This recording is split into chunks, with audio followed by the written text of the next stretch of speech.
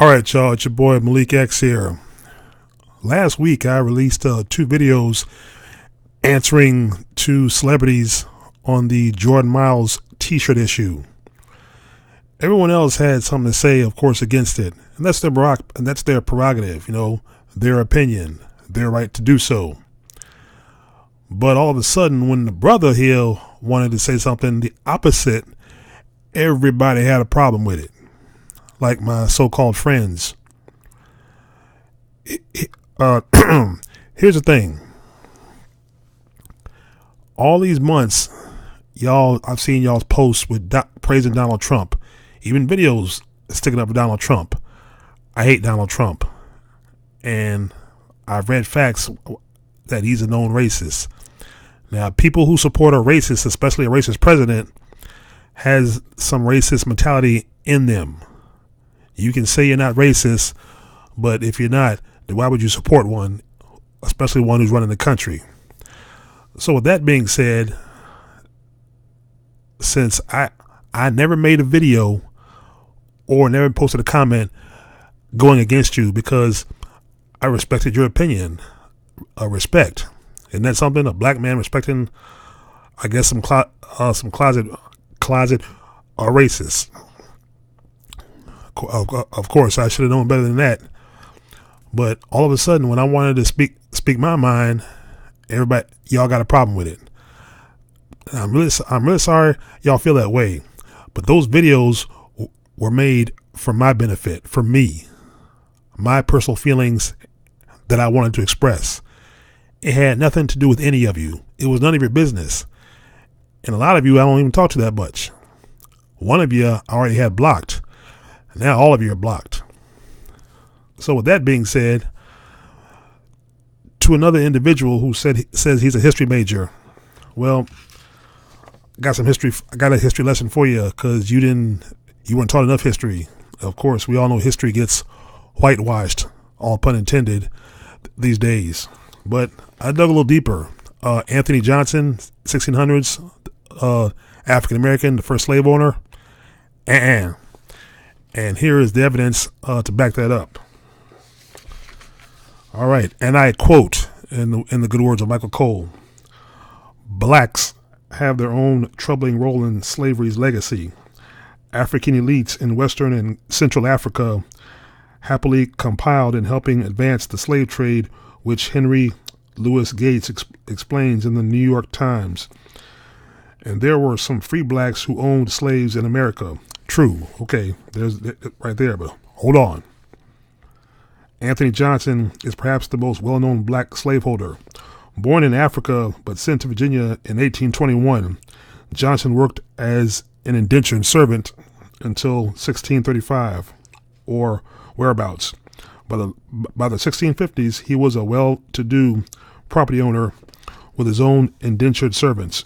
In 1653, one of those servants, John Cazor, sued Johnson and argued that his term of service had expired. The courts found in 1655 that Johnson still owned Cazor and that he be returned to Johnson immediately.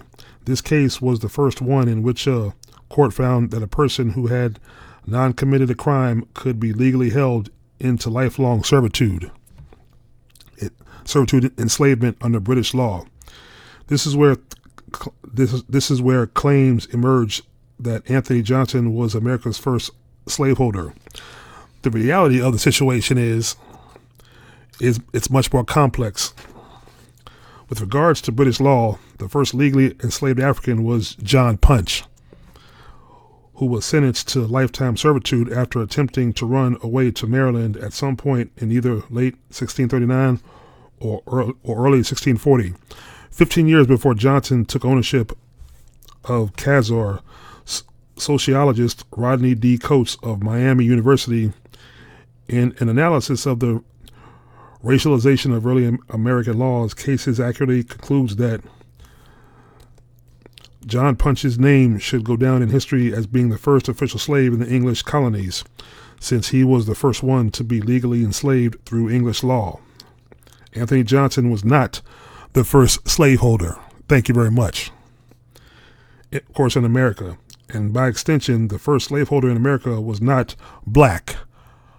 Ah, ring-a-ding-ding. It's also puzzling why so many biographies of Johnson would omit such an important historical fact if it is actually true that he was the first American slaveholder. Of course, the debate over who was the first slaveholder in America exposes the sorts of biases Americans have when it comes to understanding their own history. There you go. So, Mr. History Major, I think whoever your history teacher isn't teaching you the right history. He's teaching you the white colonial system history. Same history I was taught in school and in high school, and probably what they teach in college. So, and to continue, all too often we Americans are taught in our white Anglo-Saxon Protestant history textbooks that the beginning of American history started with the Virginia Company's Mayflower Compact at Jamestown, Virginia in 1619, and later Pilgrim settlements in Plymouth, Massachusetts. History textbooks portray the growth of what eventually became the United States as a growth spreading from east to west, with America's origins in the 13 colonies followed by steady expansion westward. But settlement patterns in the present-day United States actually started in the opposite direction. According to sociologist and historian James Lowe, when people discovered the Americas and settled it from the west to east, people got to the Americas by boat from northeastern Asia or by walking across the Bering Strait during an ice age. Most Indians in the Americas can be traced by blood type, language similarity, and other evidence to a very small group of first arrivals, either way, afoot or by boat. Evidence suggests that people entered Alaska first. Moreover, following Columbus's discovery of the New World in 1492, which was also false, Spanish colonists settled in places like present-day New Mexico, Texas, and Florida before other European settlers went to Virginia, Maryland, and Massachusetts. When they came to the New World, these Spanish colonists enslaved its indigenous populations and later began importing African slaves to the New World following Ferdinand and Isabella's approval of African slavery in 1501. St. Augustine of Florida was a hub for the Spanish slave trade, and it was all legal. Clearly, there were people living in the Americas thousands of years before any Europeans came over, although we often ignore that reality. For example, even though my hometown of St. Louis, Missouri is celebrating 2014 as the 250th anniversary of the city's foundings, there was an advanced society hundreds of years before 1764, right in our backyard, that was larger than London at one point in time.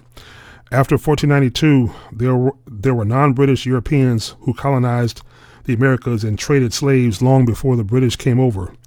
To ultimately suggest that Anthony Johnson was the first legal slaveholder in what would eventually become the United States is, of course, just utterly untrue, no matter what any viral internet garbage tries to tell you.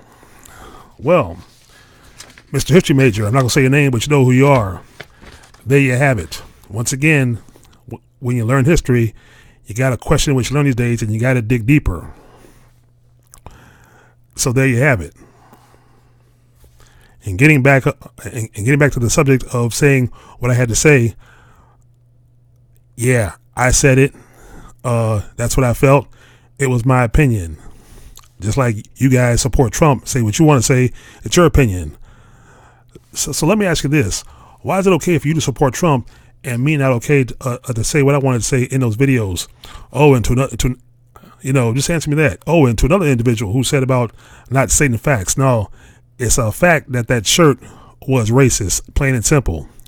I read between the lines. You guys just see it as it's a WWE designed shirt, and he approved it.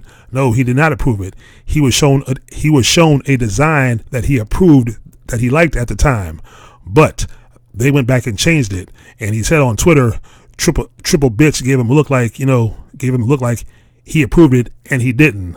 So that's the facts. And and to another individual who talked about it was whites that helped blacks. It was whites that helped free blacks from slavery and the Civil War. Got a little history lesson for you. That's a little mixed up. Actually, it's a lot mixed up. It's a little twisted. Basically, it's not true. And if you're thinking about Abraham Lincoln and the Emancipation, that's what we're going to get into. And here's some evidence to back that up. Abraham Lincoln freed the slaves, right? Well, the truth is a bit more complicated than that. Actually, the truth is very complicated, leading even usually sober commentators such as the venerable historian Lerone Bennett Jr. to cry foul, and to do so quite bitterly, suggesting that black people have been sold a bill of goods when it comes to the great emancipator. And that's what it was, bill of goods. It was a bad bill of goods. This week's column honoring another important anniversary of the Civil War attempts to answer that question, a question as complex as Lincoln's attitudes toward the black people he was seeking to liberate, attitudes that led Frederick Douglass, of course a black man, himself to call Lincoln, a decade following his assassination, the white man's president. Ooh, there you go. Maybe Lincoln wasn't the so-called savior after all. Maybe he had the same mentality as you guys do today. Here we go. The simple answer is yes and no. As we saw in a previous column, who legalized arming black men to kill Confederates. The Emancipation Proclamation, despite its enormous symbolic significance, did not abolish the institution of slavery in the United States. Rather, it freed any slave in the Confederate States. That's right, it did not apply to states in the Union in which slavery remained legal. Who could manage to flee her or his plantation and make their way behind liberating Union lines? Historians estimate that as many as 500,000 black people managed to do this. So we might say that these black people freed themselves. So there you go. Boom. You've been shut down. To put this number into a bit of a perspective, in 1860, there were about 3.9 million enslaved African Americans, which means that by the end of the Civil War, as you mentioned, sir, the Civil War, some 3.4 million black people remained in bondage, in spite of the Emancipation Proclamation. So why are African Americans free today? Because of the 13th Amendment to the Constitution, which Lincoln especially knew was essential for the permanent abolition of slavery. It says on a Friday, January 31st, marks the 149th anniversary of the 13th Amendment's triumphant passage through the House of Representatives en route to Abraham Lincoln's desk, and then eventual ratification by the states. Not only was the amendment command abolishing slavery the climax of Steven Spielberg's 2012 Lincoln film, it was the high point of the American Civil War, fulfilling in the timeless book of law what President Abraham Lincoln had initiated only as a wartime measure in the Emancipation Proclamation 2 years before, as Lincoln himself would explain in his second inaugural address on March 4th, 1865. The 13th Amendment, he didn't refer to it by name, offered redemption for what many believed was the original sin of slavery, a sin North and South had shouldered since the nation's founding. Reaching for a deeper understanding of the Almighty's mysterious ways, his felt but unseen presence hovering over the war, Lincoln orated. If we shall suppose that American slavery is one of those offenses which in the providence of God must needs come, but which having continued through his appointed time, he now wills to remove, and that he gives to both North and South this terrible war, as the woe due to those by whom the offense came, shall we discern therein any departure from those divine attributes which the believers in a living God always ascribe to him. Finally, do we hope.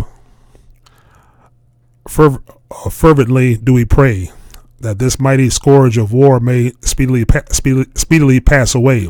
Yet, if God wills that it continue until all the wealth piled by the bondman's 250 years of unrequited toil shall be sunk, and until every drop of blood drawn with the lash shall be paid by another drawn with the sword, as was said 3,000 years ago, so still it must be said, the judgments of the Lord are true and righteous altogether. 13th Amendment, the 13th Amendment embodying the repayment, at least in part, is the only amendment in American history to be ratified with a president's signature on it, a testament to Lincoln's close personal identification with its mandate. That's because it isn't necessary for the president to sign to reach ratification, as Article 5 of the Constitution outlines. An amendment needs only the support of 1 2/3, both the U.S. House and Senate, and 2 3/4 of the states. There you go. Right there. It wasn't the white man that freed the slaves. It wasn't Abraham Lincoln's Emancipation Proclamation. The black slaves technically freed themselves. See, and I just discovered this by doing research. See, the books tell you what they want to tell you, even though those textbooks look historical and look like everything in there is true and is law. There's still certain shit that's left out. And once again, this is your system. I believe one of you said the white people are the majority in this country, and that's true, which means they have the privilege and of the will and authority to twist the history books around. So when you read them in the schools or colleges, they read what they want you to believe, while leaving out important real historical and ethnic facts when it comes to races. So, after that being said, I don't know what else you're going to come at me. I don't know what else what you're going to come at me with. I don't care. Really, the video's not coming down anytime soon, and all that historical bullshit that you were kicking, I just shut it down. So right there, I kicked, I think, plenty of facts to put you guys to rest. Like I said, you guys are blocked. You, in the long run, you never were. You never were my friends. I mean, deep down, I knew you were racist, and I sensed it. It just, I didn't say anything. I figured, okay, yeah, they were nice to me. Yeah, they were my friends. But were you really? And also, I had a conversation with one of your buddies. I'm not gonna say his name either. I had a conversation a long time that 3 to 4 of you guys like to manipulate the YWC, and you like to manipulate the people in it, the people who are, I guess, not as big a channels as you are. And anybody who comes into your community to try to make a name for themselves or to try to rise up on their own is a threat to you. So it's like you got to control them and shut them down. And there's one individual who you guys manipulate and control, and I feel sorry for the guy because he needs to find a mind of his own and quit following 2 of you. And so with that being said, once again, I have the right to say what I want to say. My opinion, my video had nothing to do with you guys. Like I said, though, you like and love Trump so much, so be it. I don't.